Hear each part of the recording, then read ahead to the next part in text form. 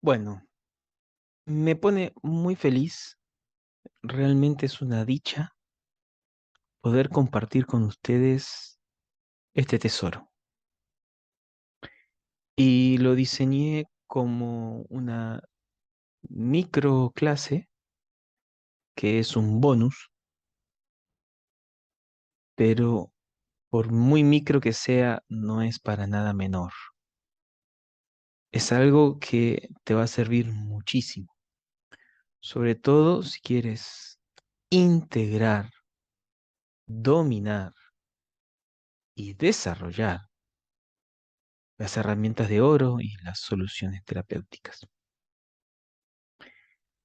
Es un tesorito, ojalá me lo hubiesen enseñado cuando era adolescente, iba a la escuela.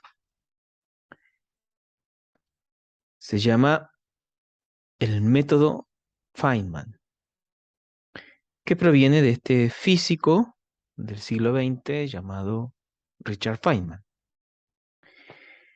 que era un hombre, más allá de haber sido premio Nobel de Física, era un hombre muy reconocido y muy valorado en el ámbito académico por tener la facilidad de la enseñanza.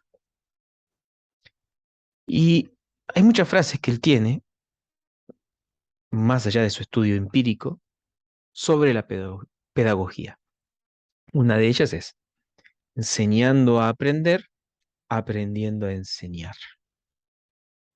Y yo le agrego una frase mía, humildemente, que dice, la terapia es pedagógica y la pedagogía es terapéutica. Le agrego humildemente una frase porque me recuerdo a un cuento iniciático que escuché una vez que decía así, se le acerca al discípulo y le pregunta al maestro, oh maestro, ¿cuándo por fin podré entender? ¿Sé cuándo se me abrirá el tesoro de la enseñanza que tú me traes? Y el maestro le responde, cuando dejes de pretender solamente extraer de la enseñanza y comiences tú a aportar algo que sea de ti. Es decir, pareciera que se nos abre la enseñanza, se nos abre el cofre de un tesoro, de un conocimiento útil, cuando no solo queremos succionar de él, sino que lo consideramos como una plataforma en sí mismo y optamos por poner algo, contribuir algo ahí, como si dejara de ser una especie de contenido limitado del cual queremos chupar para que se transforme en una especie de nube de Drive al cual tenemos una contraseña afortunadamente y podemos extraer copias, pero también podemos introducir datos. Eso es terapéutico, nos hace crecer. Y como somos seres sociales, el compartirlo nos hace crecer colectivamente. Colectivo. Leemos entre todos. En cooperación. Varios, muchos, juntos. Colega, compañero, colectivo. Leemos lo mismo. Y cuando varios estamos leyendo lo mismo, otros que quizás no están leyendo y que de alguna manera resuenan con nosotros, en la misma frecuencia, en el mismo anhelo, en la misma búsqueda, también, casi por ósmosis del inconsciente colectivo, reciben ese beneficio. Y es así como la humanidad va dando saltos. Me imagino que habrán oído hablar del centésimo mono, este experimento que se hizo, donde había la observación de unos monos muy inteligentes que estaban en una isla Y había varias islas con los mismos monos y se estudiaban y se observaban y desde siempre, los monos no comían papas porque no era parte de su alimentación. Hasta que a una mona se le ocurre, no sabemos cómo, lavar la papa. Quizás vio un humano, quizás vio un humano, quizás copió, porque se dice que la inteligencia o el conocimiento o la conciencia siempre viene entregada por una conciencia más alta. Entonces, quizás vio un humano. El punto es que la mona fue por sí misma y lavó la papa. Luego de lavar la papa, con agua de mar en la playa, la mordió, le gustó. Y otros monos empezaron a ver que ese alimento se podía comer y empezaron a lavar tubérculos. Empezaron a alimentarse tubérculos e introducieron un nuevo alimento en su dieta. Lo que fue maravilloso no fue que los demás monos miraron y copiaron, eso es algo natural del mono. Fue que en otra isla donde ninguno vio lo que estaba sucediendo con esta mona, empezaron casi automáticamente, casi por inspiración, por influjo colectivo, o como diría Rupert Sheldrake, por campo mórfico. Estos monos empezaron a hacer exactamente lo mismo con las papas. Nadie les mostró, nadie les enseñó. Lo co-leyeron, recibieron el crecimiento a través del colectivo. Así que el colectivo no solamente nos beneficia si nosotros extraemos y aportamos, sino que también somos beneficiados por lo que extraen y aportan otros, y otros son beneficiados por lo que extraemos y aportamos nosotros. Es una maravilla. Estamos íntimamente conectados. Y esto es parte de la mecánica cuántica. Les recomiendo la película ¿Y tú qué rayos sabes? Ahí está muy bien explicado cómo funciona el entrelazamiento cuántico. Les recomiendo ver ese experimento. Entonces tenemos este amigo y este otro amigo, Albert Einstein, que también estudió el entrelazamiento cuántico, al igual que Feynman, que también tiene sus frases. Algunas parecen extraídas del libro de autoayuda, pero eran frases geniales. Entonces, él decía, si no puedes explicar algo de manera simple, entonces no lo comprendes aún lo suficiente. Y ahí está la gran clave.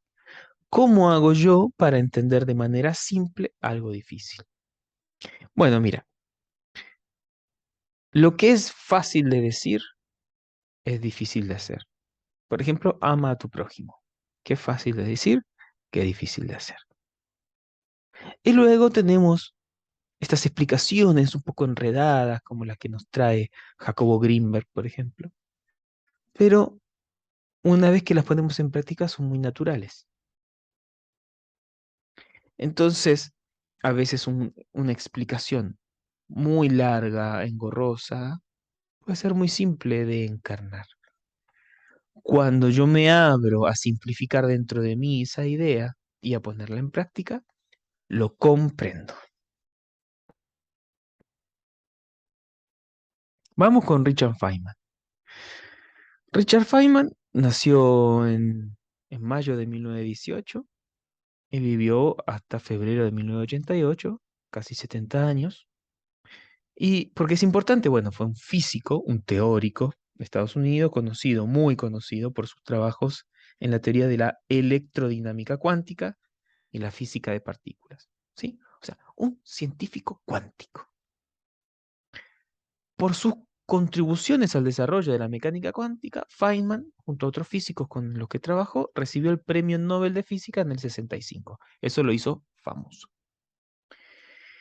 Y en una encuesta post-mortem, en el año 99, de la revista Physics of the World, Físicos del Mundo, había 130, top 130 de físicos. Y él estaba clasificado como uno de los 10 más grandes de todos los tiempos. O sea, estaba en el ranking compitiendo con Newton. ¿Qué lo hacía tan especial a Feynman? The atoms. Es que era un gran explicador. Y él también tiene una frase parecida a la de Einstein, y es la siguiente: la mecánica cuántica la tiene que entender tu abuela. Ese era el desafío que le ponía a los estudiantes. Entonces yo aquí le traje un videito cortito, son unos 4 minutos nomás, donde les voy a presentar a este amigo Feynman, y lo que me interesa que le presten atención es en su forma de explicar lo que está explicando. The atoms like each other to different degrees. Oxygen, for instance, in the air would like to be next to carbon, and if they're getting near each other, they snap together. If they're not too close, though, they repel and they go apart, so they don't know that they could snap together. It's just as if you had a ball that was trying to climb a hill and there was a hole it could go into, like a volcano hole, a deep one. It's rolling along, it doesn't go down in the deep hole, because if it starts to climb the hill and then rolls away again. But if you made it go fast enough, it'll fall into the hole. And so if you have something like wood in oxygen, there's carbon in the wood from a tree, and the oxygen comes and hits it, carbon, but not hard enough.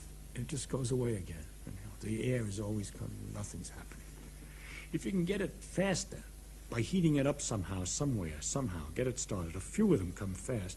They go over the top, so to speak. They come close enough to the carbon and snap in. And that gives a lot of jiggly motion, which might hit some other atoms, making those go faster, so they can climb up and bump against other carbon atoms, and they jiggle, and they make others jiggle, and you get a terrible catastrophe, which is one after the other. All these things are going faster and faster and snapping in, and the whole thing is changing. That catastrophe is a fire. It's just a way of looking at it, and these things are happening. They perpetual. Once it gets started, it keeps on going. The heat makes the other atoms capable of reaching to make more heat to make other atoms, and so on. So this terrible snapping is producing a lot of jiggling. And if I put, with all that activity of the atoms there, and I put a cup of coffee over that mess of wood that's doing this, it's going to get a lot of jiggling. So that's what the heat of the fire is.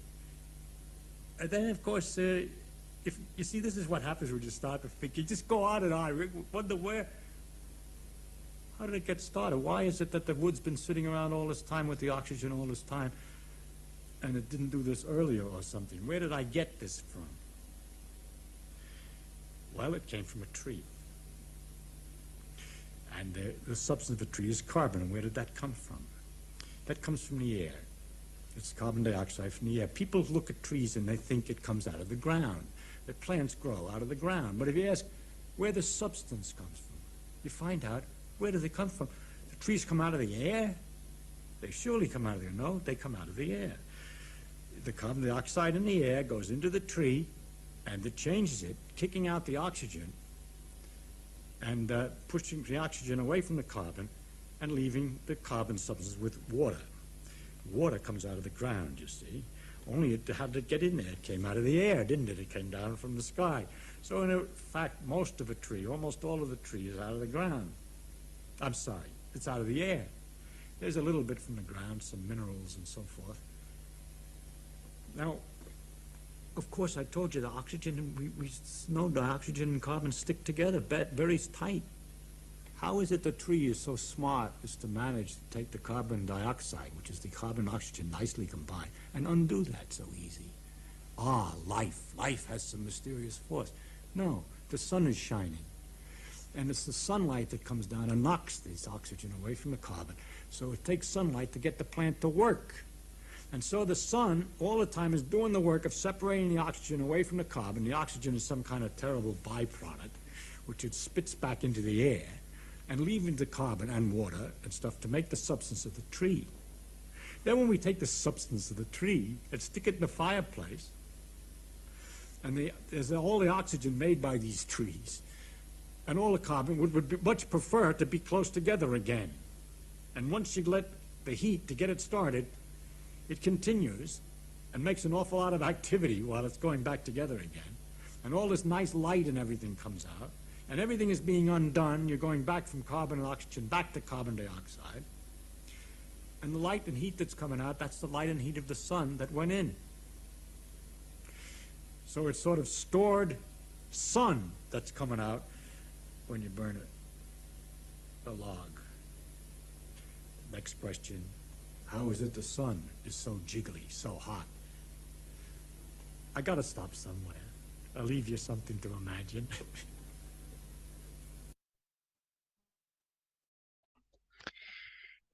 Una combinación entre conocimiento muy empírico combinado con pausas, con comunicación no verbal, con pasión, con simpatía, con metáfora.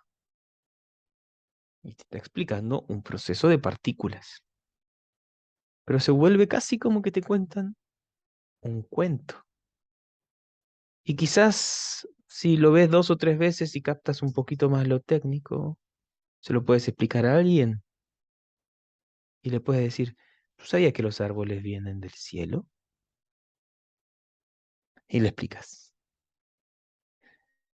Y algo se expande en la mente del otro. Quizás una explicación de estas, no sé si precisamente esta, pero una explicación así, puesta en el momento justo, en una terapia, en una conversación, en un consejo, en una mentoría, en un coaching, en un café con un amigo, en un desconocido en la calle, si es precisa, puede cambiar una vida. Puede volverse un anclaje transformador para el resto de tu vida que te cambie literalmente tu destino. Una explicación, una metáfora, una historia, una revelación bien puesta en el momento justo cambia destinos.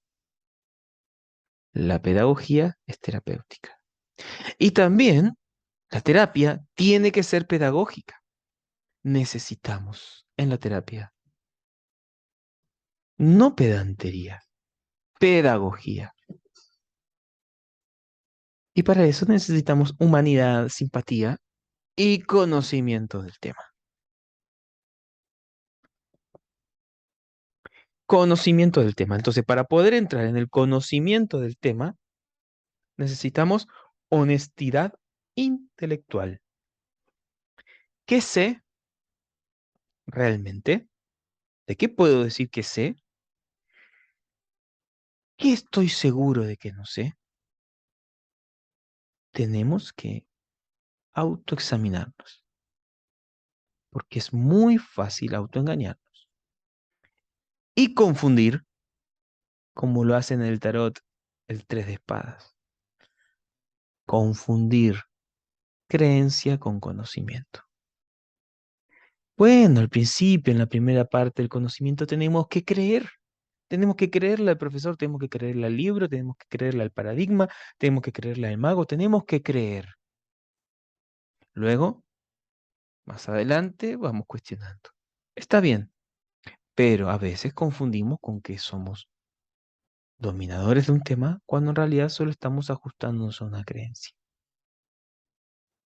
Entonces, no tenemos que olvidar que hemos de tener siempre un pensamiento crítico para poder ser un aporte al conocimiento, no un títere del conocimiento, no un egregor que nos usa, sino un mago que utiliza una plataforma, que utiliza un potencial, que utiliza una fuerza.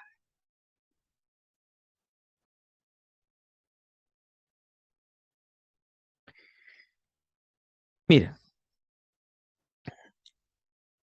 por día, por día, últimamente, estadísticas del 2022, se están subiendo más de 750.000 horas de video de contenido en YouTube. Contenido de todo tipo, desde gatitos boxeando contra el espejo, a novios que asustan a las novias, hasta qué es la cuarta dimensión. Todo. Si una persona quisiera ver todos los videos que se subieron a YouTube en un día, Es decir, a alguien se le ocurre la titánica idea de decir, voy a ver todos los videos que se subieron a YouTube el 18 de octubre. Si esa persona hace eso, necesita 82 años sin dormir 24 horas con los ojos abiertos, cual naranja mecánica, mirando videos para poder cubrir el contenido que se subió un día. ¿Qué significa esto? Que estamos en la era de la atención, no en la era de la información. La información ya ha sobrepasado todo, pero la era, el tiempo es de la atención. ¿Dónde pongo mi atención? ¿Qué canal, flujo de energía abro? Donde yo pongo la atención, ahí entra la información y en la información entra la intención de quien dirigió, seleccionó y puso en movimiento dicha información. Esa información entra en mi mente consciente y en mi mente subconsciente. Buda habla, nos enseña y nos dice, tenemos 5 puertas. La conciencia tiene 5 puertas. Una puerta táctil, una puerta olfativa, una puerta auditiva, una puerta visual, una puerta gustativa. Pero hay una sexta puerta,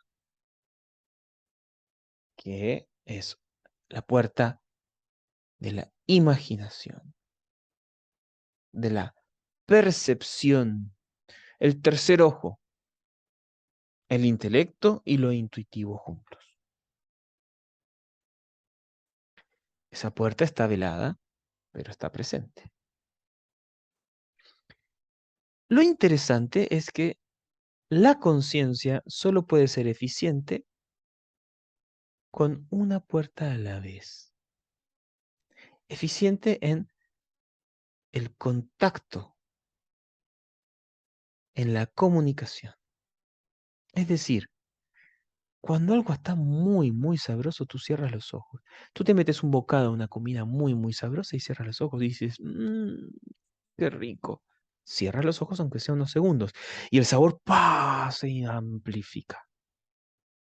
Cuando estás sintiendo mucho placer con la persona amada, tú cierras los ojos cuando te hace una caricia. Cuando quieres oler un vino de muy buena calidad y lo sirves en la copa, tú cierras los ojos. Es decir, tratas de reducir puertas. Si pudiese taparte los oídos, desconectar tu tacto, poner tu mente en blanco, bueno, sería muchísimo más agudo el olfato. El punto es que necesitamos cerrar otras puertas para que entre mejor la información. Y si yo estoy muy concentrado en algo que estoy mirando y alguien está hablando, le digo que se calle. Porque el sonido por la otra puerta distrae mi atención de lo que estoy mirando. Entonces, si yo voy manejando, ¿dónde está mi puerta? En el camino. Si yo voy manejando y escuchando un video de YouTube, ¿qué sucede ahí? Bueno, dos cosas. Uno es que mi mente subconsciente está recibiendo información y la va a poner en movimiento dentro de mi psique. Pero mi conciencia no está ahí. Entonces, poco voy a retener de lo que escuché. Ahora, puede ser que yo iba manejando e iba con un amigo conversando y la conversación estaba espectacular. Estaba mi puerta donde en lo auditivo. Entonces resulta que esa conversación nunca se me olvidó, pero no tengo idea cómo llegué a casa. Se me pasó volando el viaje. Sin darme cuenta, en un santiamén había conducido 2 horas. Eso es peligroso. Porque mi atención no estaba 100% en el camino, estaba en la conversación. La conversación no se me olvida, pero todo lo que atravesé en el camino sí. Entonces, esto para decir que, si estás escuchando las clases mientras haces aseo, mientras haces cosas, inclusive mientras tejes, va a entrar el contenido en tu mente subconsciente, se va a poner en movimiento y te va a ser beneficioso porque va a empezar a influenciar tu pensamiento de manera subjetiva, pero no te va a servir para dominar un tema. Para dominar un tema tienes que estar frente, con tus puertas puestas en el estudio. Por otro lado, en esta era de la atención, corremos peligros. Uno es que el público general, aquel que no se especializa en algo, o que no ha encontrado un oficio, o que no desarrolla algo, cada vez sabe menos de más cosas. Cada vez se le presentan más cosas y la memoria RAM es limitada, entonces sabe un poquito de cada cosa. Hay un poquito de fitoterapia, un poquito de flores de Bach, un poquito de herrería, un poquito de cocina, y así. Y el especialista, el que se dedica puntualmente a algo, cada vez sabe más de menos. Hoy en día, el médico ya no sabe hacer un diagnóstico. Necesita de todo tipo de exámenes. Pero hace 100 años el médico te escuchaba, te tocaba, te olía, hacía un montón de cosas. Y bueno, sí, se morían más. O quizás se morían igual, pero dominaba áreas. ¿Sí? Te veía por un resfriado, te veía por una bronquitis, te veía por una enfermedad de la piel, te veía por un problema del colon, te prescribía. Es decir, sabía más de todo. Ahora no, dice, no, no, yo soy gastroenterólogo, anda a ver al al oncólogo. O yo soy gastroenterólogo, ese es otorrinolaringólogo, no es mi área. Entonces, cada vez sabe mucho más de menos. Solo me especializo en el estómago. No sé casi nada de oído. Lo que vi en la universidad, pero se me olvidó. Claro, la memoria RAM ocupa espacio. Entonces, antes del Google Maps y del Waze, un taxista que se dedicaba al taxi, en su memoria RAM, tú en Argentina le decías Libertador con Ayacucho, una intersección, y te llevaba. Hoy en día le dices a un taxista Libertador con Ayacucho y no sabe ni dónde está. Tiene que buscar en el Waze. ¿Sí? El Waze piensa por el taxista. Quiere decir que cada vez tenemos menos conexiones neuronales de memoria RAM, de conocimiento útil, funcional, porque vamos usando cada vez más picoteos de información.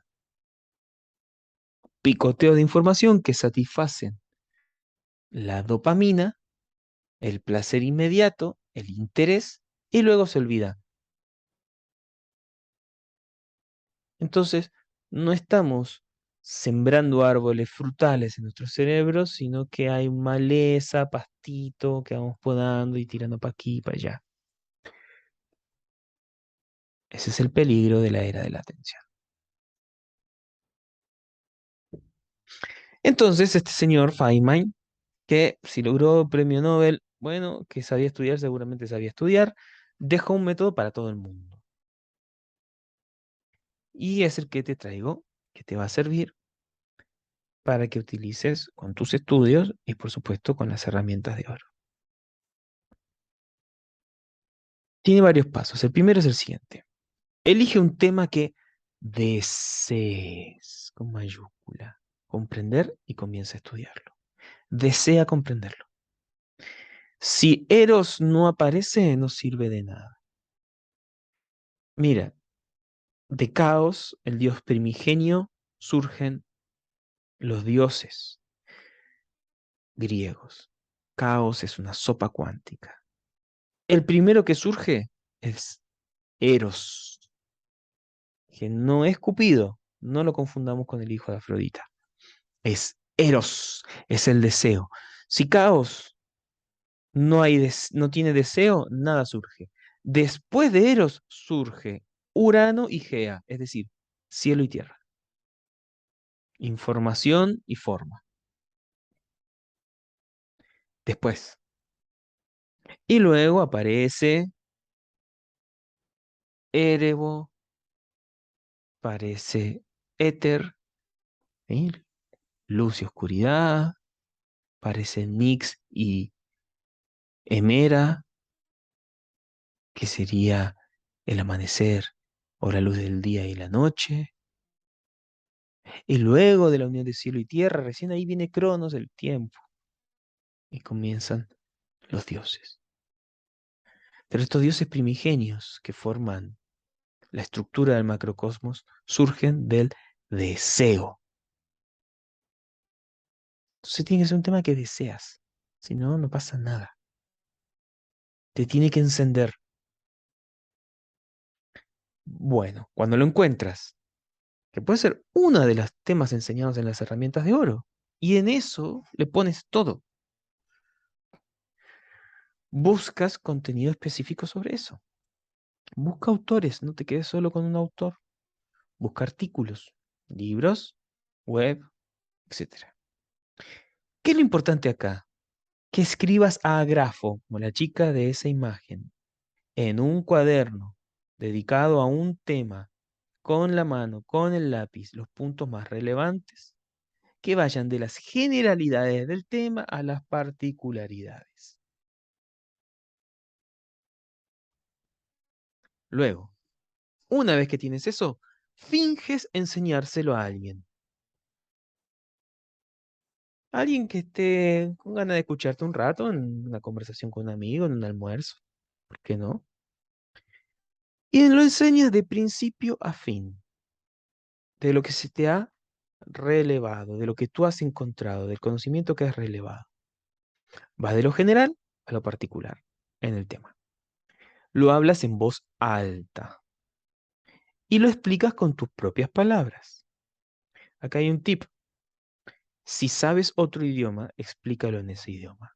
O si quieres pensar sobre ese tema y sabes otro idioma, aunque sea que no lo domines bien el otro idioma, usa ese idioma en tu cabeza o en el autodiscurso en voz alta, hablándolo en ese idioma. Eso da mayor enfoque y mayor trabajo en el hemisferio racional. ¿Qué hay que evitar? La jerga técnica. ¿Por qué? Porque hay que facilitar la comprensión del que está escuchando. Quien te escucha no hizo el curso de herramientas de oro. Ese es su primer contacto. Si te pones muy técnico, lo espantas. Y podrías espantar a alguien de un tema que en realidad quizás le interesa. ¿Por qué? Por venir muy abrupto, con demasiada jerga. El otro se siente tonto, se siente que no entiende y le hace el quite.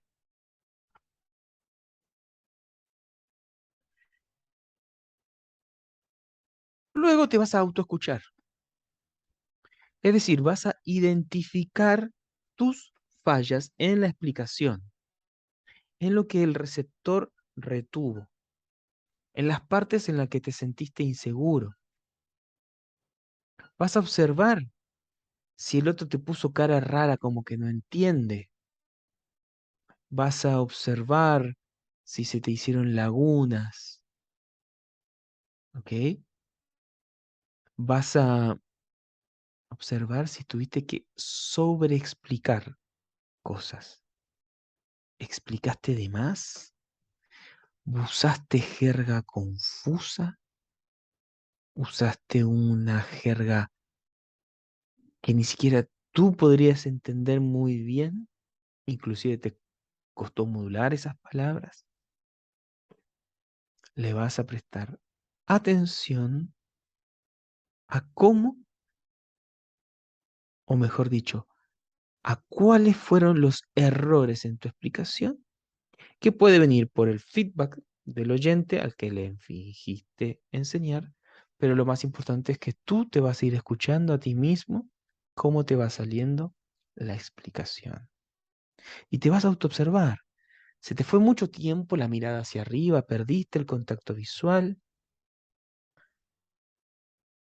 quedaste demasiado tiempo en silencio, tratando de conectar ideas. Bueno, todo eso tienes que hacer un auto relevamiento de las fallas.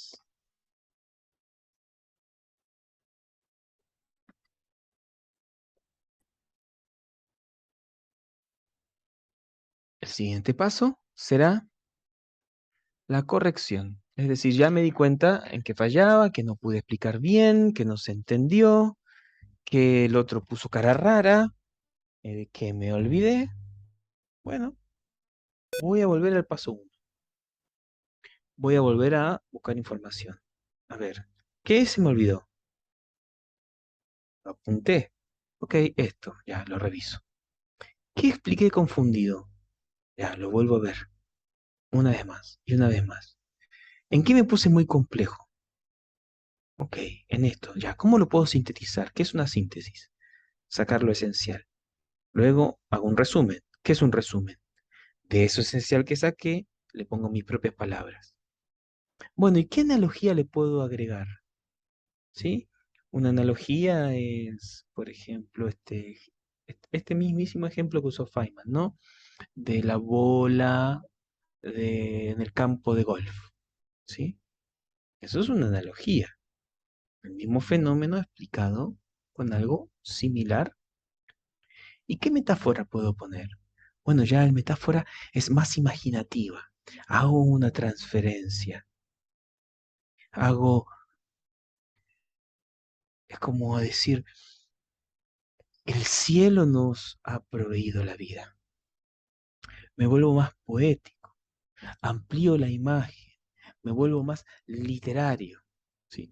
No estoy diciendo del espacio llegar a los elementos mediante eh, rocas y meteoritos. No, estoy diciendo el cielo al final terminó siendo el proveedor de la vida. La vida llega del cielo. Luego, en esa metáfora, si la quiero profundizar, me voy otra vez a lo técnico. O uso la metáfora para abrir y luego voy a lo técnico. O explico lo técnico y uso la metáfora para cerrar. La metáfora va a poner en movimiento lo emocional. La analogía, la claridad. La metáfora, lo emocional.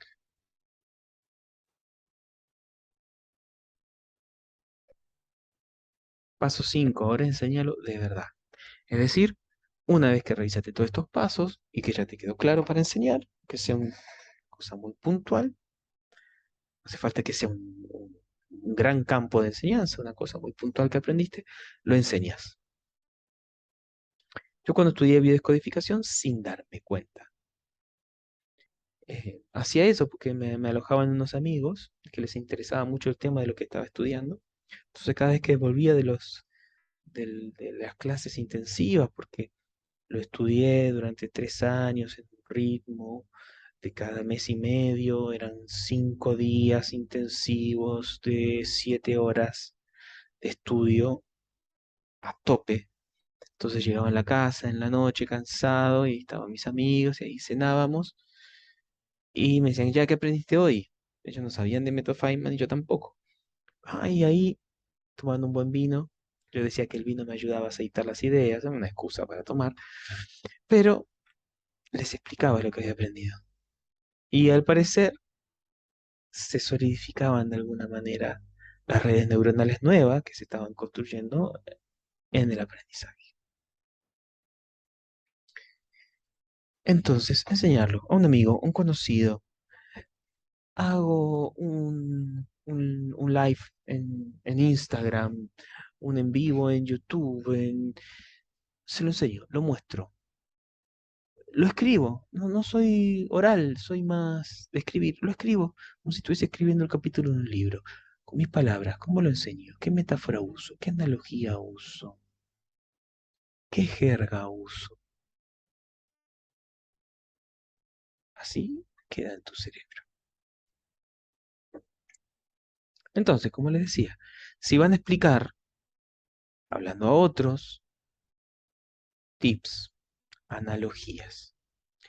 Analogías visuales imaginativas. Es como si, imagina, como si la metáfora que uso, ¿no? El conocimiento es como una nube de Drive, la que puedes, tú ya tienes la contraseña afortunadamente y metes información y descargas esa copia y modificas el documento y lo vuelves a subir. Eso es visual imaginativo. Sonoras emocionales. Entonces es como que eso retumba en mi cabeza y casi como si fuese la voz de mi madre haciéndome levantar temprano. ¿Sí? Esa es una analogía sonora emocional.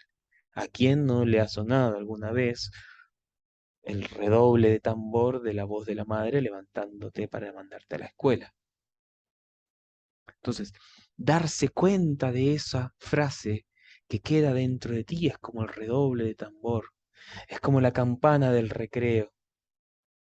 ¿Mm? Por ejemplo, las sonoras emocionales nos ponen en movimiento, pero también lo puedo hacer como una imagen, ¿sí? Es como estar despidiéndose en un andén de un tren de un viejo. Entonces, esa imagen es emocional. La hemos visto muy cientos de veces en las películas. Bueno, quizás puedo usar una imagen así para referirme a la añoranza. En fin, ¿cómo puedo construir una imagen metafórica que le calce justo a lo que estoy diciendo? Por supuesto, yo acá estoy tirando al aire ejemplos. Ahora, el arte de la metáfora es dibujarla en la mente del otro, justo en el momento preciso. A esto le llamamos hipnosis conversacional. El primer tipo de hipnosis que ya están aprendiendo. Una hipnosis conversacional. ¿Cómo penetro con una imagen emocional? ¿Cómo penetro con una analogía sonora que ponga en movimiento emoción y que hagan sentir identificado al oyente con un evento de su vida, con algo que ya lleva en su conciencia y que lo asocio a esto nuevo que se lo estoy enseñando? Para eso me tengo que calibrar con el oyente. Si yo le estoy enseñando a un grupo de adolescentes, no voy a usar ni la misma jerga, ni las mismas metáforas, ni las mismas analogías que si estoy hablando con un grupo de empresarios en una presentación. Tengo que ajustarme a su psique, tengo que ajustarme a sus deseos, a sus miedos, a sus necesidades. Tengo que preguntarme, ¿qué es lo que necesita, desea, qué es lo que vive, cuál es el drama, cuáles son las angustias que tiene mi público? ¿En qué están estos adolescentes? ¿En qué están estos empresarios? ¿En qué está mi abuela? Si yo puedo ajustarme al oyente, la imagen que use, la analogía que use, va a entrar como un clavo, muy difícil de sacar. Ese clavo es un anclaje. Ese anclaje es la emoción, la imagen, el sonido, la puerta por la que entra, asociada al nuevo conocimiento que estoy entregando. Y esto es difícil de explicar, pero es muy fácil de hacer. ¿Sabes cómo tu madre lo hacía muy precisamente? Te agarraba del lóbulo de la oreja, te tiraba la oreja hacia abajo, te dolía y te decía, te dije que eso no se hace. Listo, anclaje. Te introduce un conocimiento, inclusive un conocimiento nuevo. A los adultos se los respeta. Un conocimiento nuevo, anclado por la puerta física, con dolor, porque es oscuro, no es de luz, pero bueno, ancla igual, y te pone una información que entra como un clavo, no se te olvida más.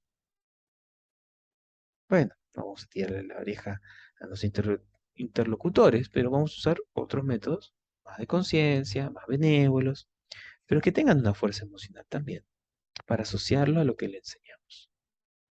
Y con nuestros consultantes haremos lo mismo. Además usaremos las manos, además usaremos las pausas, además le pondremos énfasis a ciertas cosas que queremos decir. Énfasis, ¿ves? Entra distinto. Porque sucede que cuando hablamos todo monótono como Drupi, nos dormimos. Que el conocimiento entra en la mente subconsciente, sí, pero la atención se pierde y no dominamos el tema. En cambio, si hacemos movimientos en la velocidad, en el volumen de la voz, en la profundidad, en el tono, en el énfasis, en las pausas, vamos llevando de viaje al interlocutor.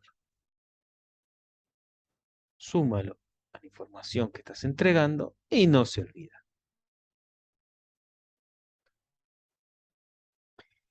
Para dominar el tema, hemos de ser fieles a la teoría. Primero somos fieles a la teoría. La única manera de dominar el tema es ser fiel a la teoría. Una vez que tenemos la teoría, ahí sí la cuestionamos. ¿Por qué? ¿Por qué dice esto? ¿Dónde lo sacó? ¿Según qué? ¿Según qué mirada? ¿Según quién? ¿De dónde viene? Esto que a mí me trae, este tipo no lo inventó. Yo creo que no hay nada inventado. Ya, ¿de dónde lo sacó? ¿De dónde? De otro lado. Ok. ¿Dónde saca Hellinger las constelaciones familiares? ¿Las inventa él? No. Él es un clérigo que renuncia, ¿sí? Entonces ya tiene la búsqueda del alma. Viaja en África, conoce a mucha gente en África, mira rituales de africanos, que, como buenos africanos, conectados a la tierra, a la magia y al inconsciente, tenían rituales que mediante una especie de psicodrama improvisado frente al fuego, resolvían, representando problemas, resolvían cosas, representaban el problema, la movían, una especie de magia teatral, una pantomima, y resolvían problemas importantes de la tribu. Luego estudia la psicogenealogía. Anne Schutzenberger y todos estos psiquiatras que fueron formando la teoría psicogenealógica, el inconsciente familiar. Luego estudia Gestalt. Luego estudia programación neurolingüística. Luego estudia hipnosis. Combina todo y hace las constelaciones familiares. Entonces, todo viene ya de otro. Todos toman un conocimiento.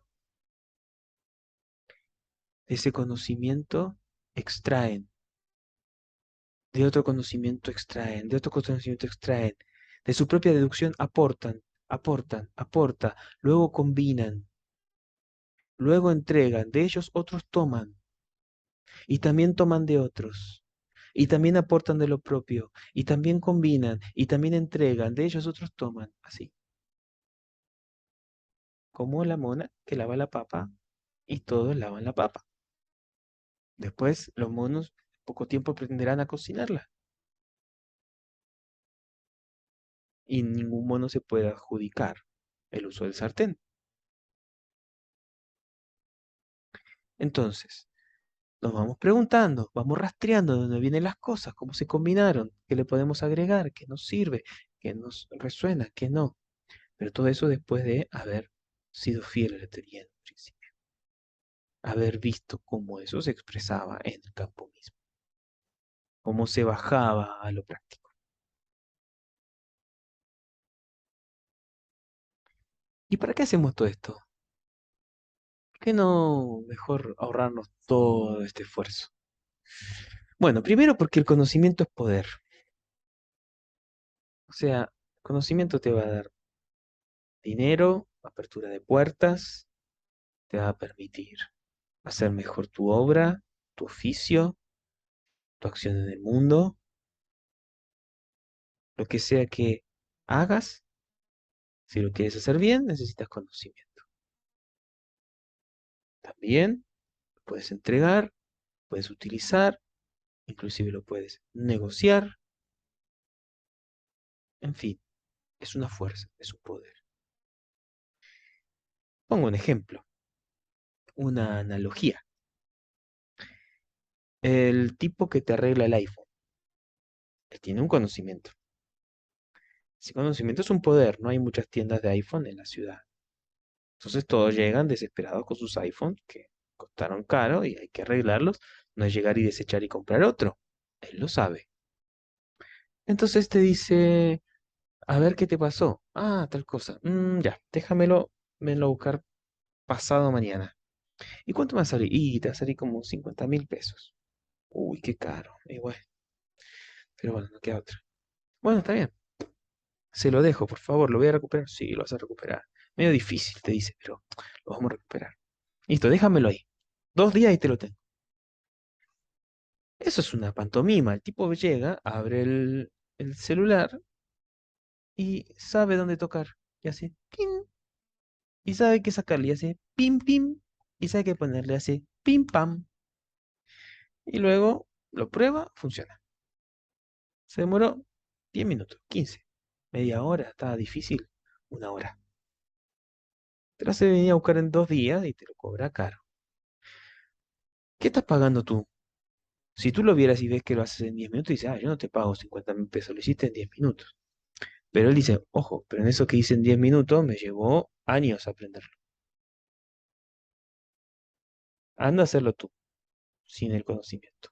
Te doy 10 minutos. Te doy 2 horas. ¿Puedes hacer? No, destruyes el teléfono. Bueno, conocimiento es poder. Además, que estamos en la era de la atención, entonces, ¿qué está pasando? Hay una zombificación colectiva de dopamina, porque nos bombardean a dopamina. ¿Qué es la dopamina? Un neurotransmisor que se libera en el cerebro. ¿Para qué se libera este neurotransmisor? Este neurotransmisor se libera de dos maneras. Uno, con el placer inmediato, rápido, fácil. Dos, con la promesa de placer inmediato, rápido y fácil. Es decir, te comes un chocolate, hay una cantidad de dopamina.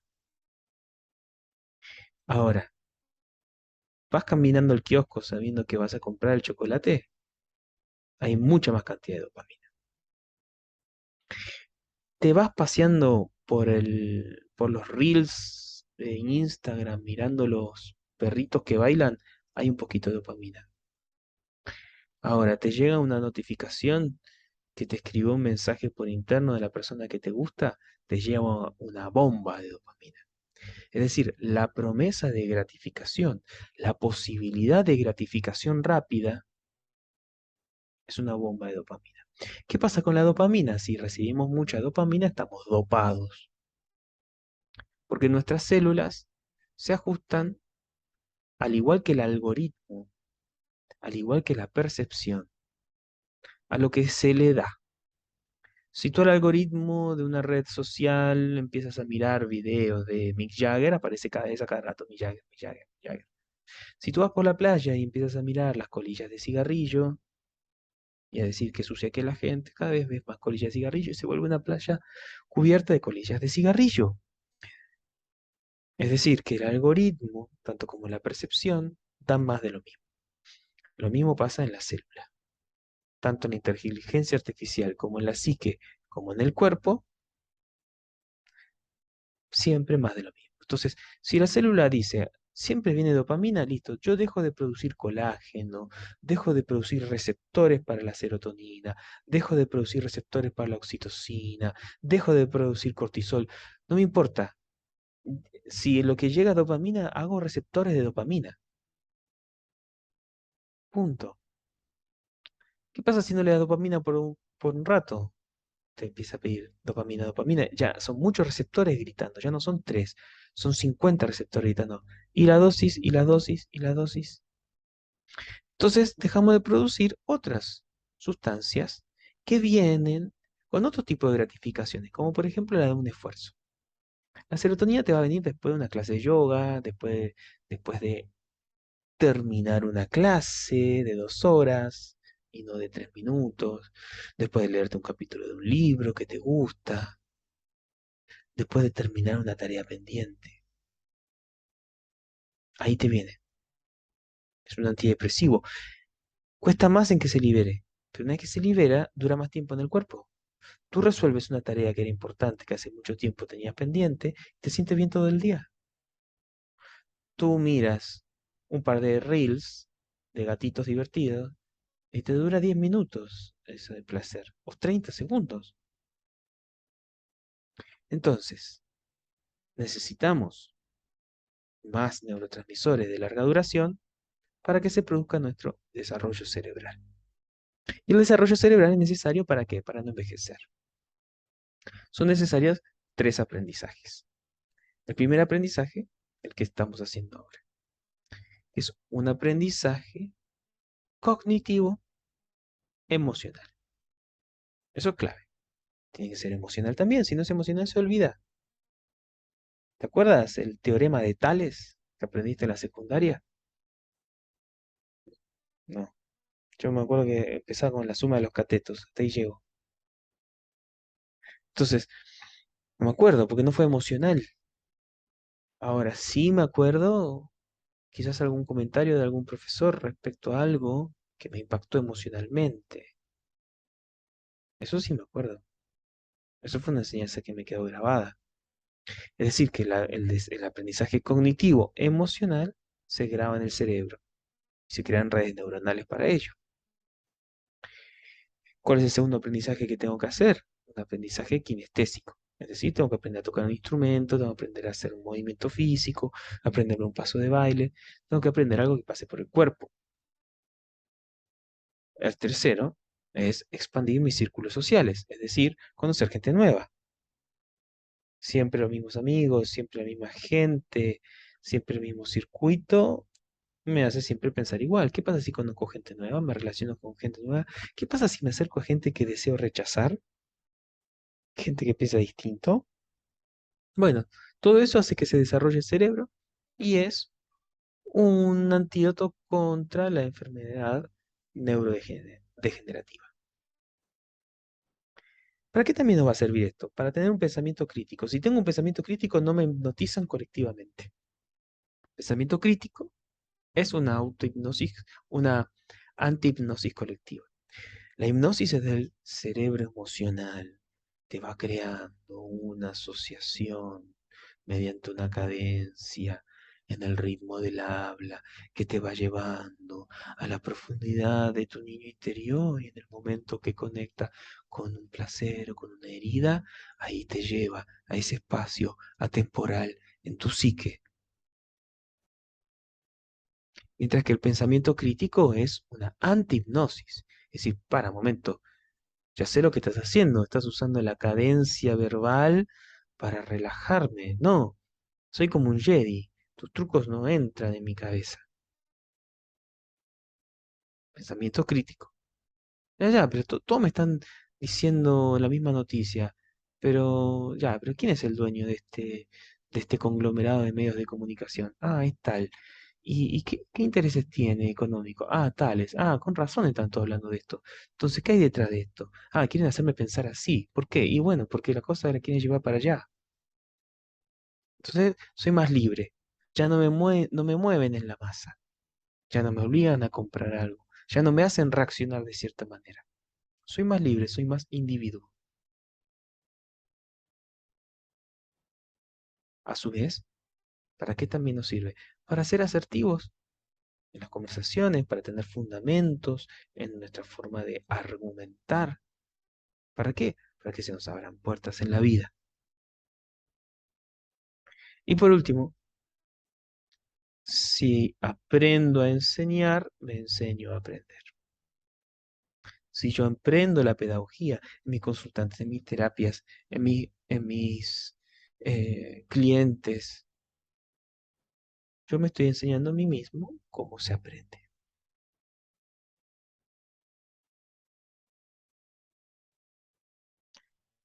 Aquí está el fuego.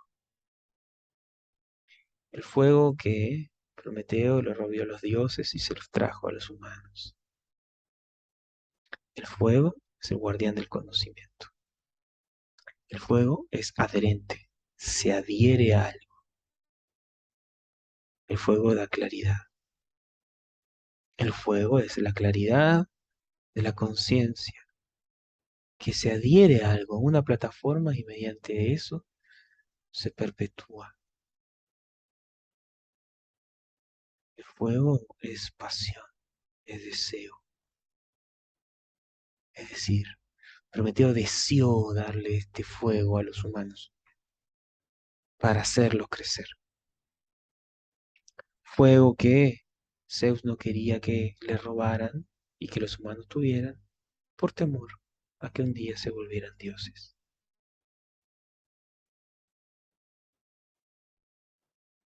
El conocimiento te acerca a tu divinidad, ilumina el camino, es una antorcha. Quien va hacia la divinidad eres tú, pero con la antorcha vas viendo por dónde es conveniente ir. Espero que hayas disfrutado esta microclase y ojalá que te sirva tanto que pueda llegar a cambiar tu vida.